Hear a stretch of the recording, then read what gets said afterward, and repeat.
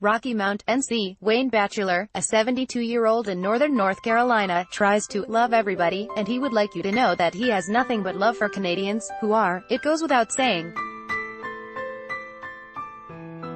fine people. He does, however, strongly object to Canada's milk tariffs, whose existence he has recently become aware of, via Fox News and other television stations, because of the complaints of President Donald Trump. Derek McNeil, 44, a Walmart employee, is dismayed by Donald Trump's attacks on Canada. In a crisis, he said, "Our enemies ain't gonna be with us, our allies are gonna be with us."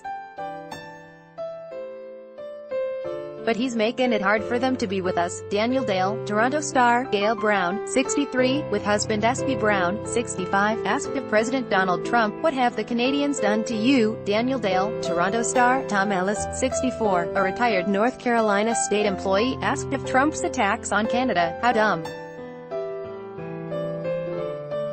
can you get?" Daniel Dale, Toronto Star, and, therefore, he has no problem with Trump's bashing of Canada and its Prime Minister. As far as Trudeau, I don't think it's right what they're charging for the milk. Batchelor, a retired IBM employee wearing a Tractor Supply Company baseball cap, said Monday at a Walmart. The 270%. I think he's dead wrong doing that.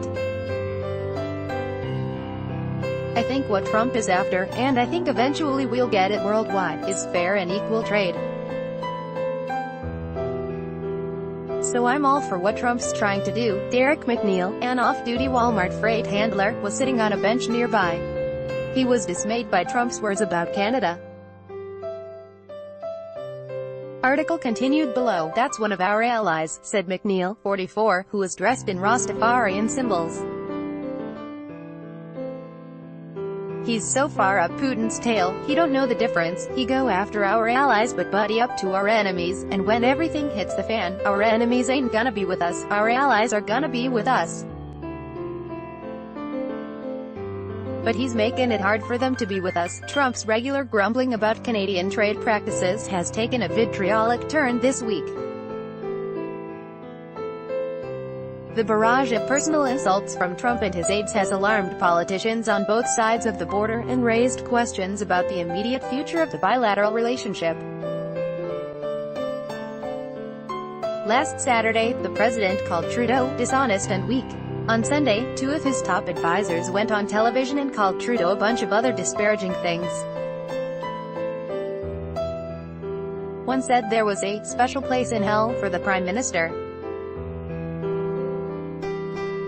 Canada is the top destination for North Carolina exports, buying more last year than Mexico and China combined. On Monday, we asked 35 people shopping at a Walmart in Rocky Mount, NC, a city of about 55,000 an hour east of Raleigh, what they thought of all this. This part of Rocky Mount is located in one of the most politically divided places in America, Nash County. Trump won the county, which is 56% white and 40% black, by the slimmest of margins, 48.9% to Hillary Clinton's 48.8%. Now it appears people there are divided on the merits of lambasting Canada. Article continued below. There was strong opposition to Trump's remarks from people who generally dislike him.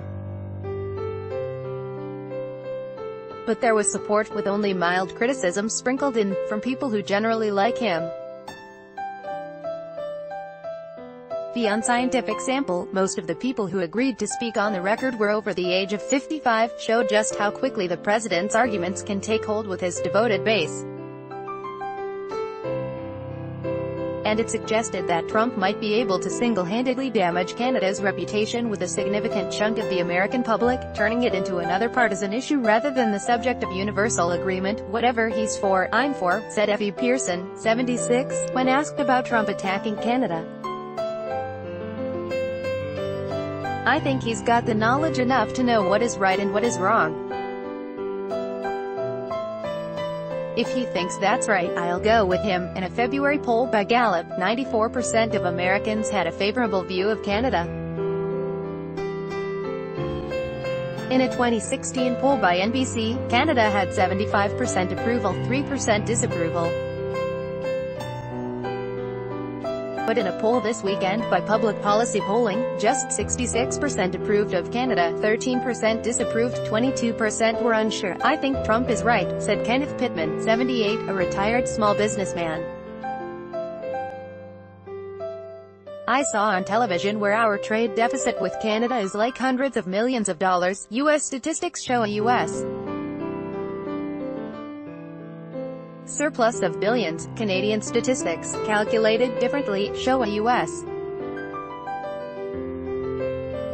deficit of billions, and his tariff is going to sort of equal that out soon." Pittman said, though, that he disliked the personal criticism of Trudeau. "I think that's not necessary. Don't need to criticize him." Trump supporter Roger Mullins, 60, said, "Stuff like that should be kept behind closed doors." Gail Brown, 63, became furious when asked about Trump's words about Canada. She called Trump the enemy. "What have the Canadians done to you?" said Brown, retired from a credit union. "He's just so disruptive. He causes problems everywhere he goes. And for the Canadians, it ain't gonna be over until he says it's over." Tom Ellis, who reluctantly voted for Clinton because he preferred a socialist to a sociopath, asked, "How dumb can you get? Canada has been like a brother to the United States forever," said Ellis, 64, a retired state employee. "They're one of our best trading partners. We're essentially equal in the amount we trade back and forth. We have all the mutual interests, self-protection and such. He doesn't even want a border wall across there." David Pride, a self-employed 59-year-old, thought Trump was lashing at Trudeau out of ignorant instinct. "He don't know any better. I don't think he should do that. But that's all he knows." Others, though, immediately subscribed to Aide Larry Kudlow's claim that the onslaught against Trudeau was necessary to demonstrate strength in advance of Trump's summit with Kim Jong-un. "I think it's really just a show right now," said Ray Gardner, 73, a retired maintenance mechanic. "I think they'll get this ironed out. I think they'll probably have another meeting and get things ironed out, probably after he gets things rolling with Korea." Melrose, 74, said he was appalled by Trump's behavior at the G7. "I was never a Trump supporter to begin with, but his actions just indicate he's not fit for the job," he said. "He has no sense whatsoever of diplomacy, no courtesy, no manners whatsoever.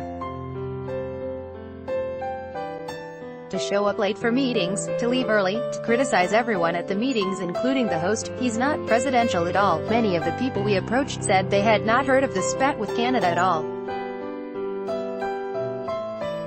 Retired salesman Joe Azell, 84, expressed surprise at Trump's words. He said he had never once heard anybody criticize Canada. But he said he didn't think the Prime Minister of Canada should be immune from harsh criticism from the U.S. President, "Jesus Christ came to this earth," he said.